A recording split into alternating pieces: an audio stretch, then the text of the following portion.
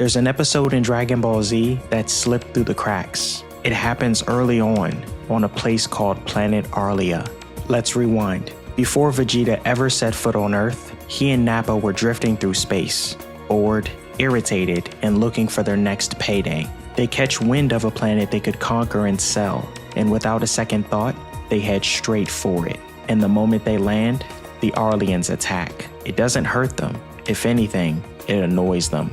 Then Vegeta does something that catches people off guard. He uses telepathy. Yeah, just casually speaks into Nappa's mind, telling him to surrender. Not because they're in trouble, but because they want to have fun. So the Saiyans let themselves get captured, thrown into a prison, and that's when they learn the truth. Planet Arlia is basically a horror story with a king on a power trip.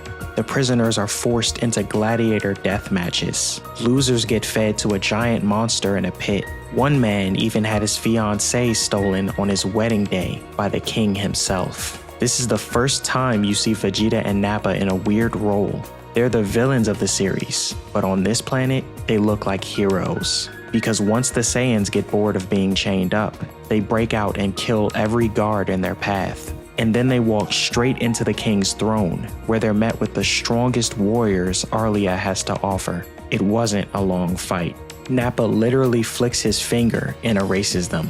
The king panics, opens the monster pit, and unleashes his ultimate weapon. It lasts about 5 seconds. Nappa rips off its finger, licks the juice, and blasts it into scraps. At this point, the king runs. And Vegeta, who has zero patience for cowards, doesn't even waste ki on him.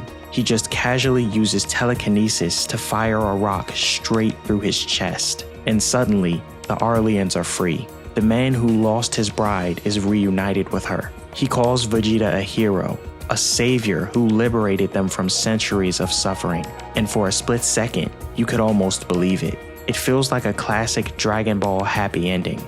But then reality hits. Because Vegeta wasn't a hero. He wasn't there to save lives. He was there to end them.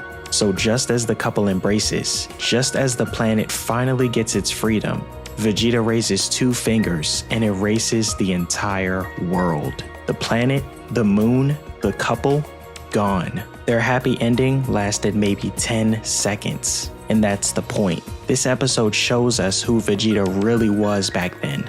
Not misunderstood, not conflicted, just ruthless. He didn't destroy Arlia because he had to. He destroyed it because being a hero was overrated.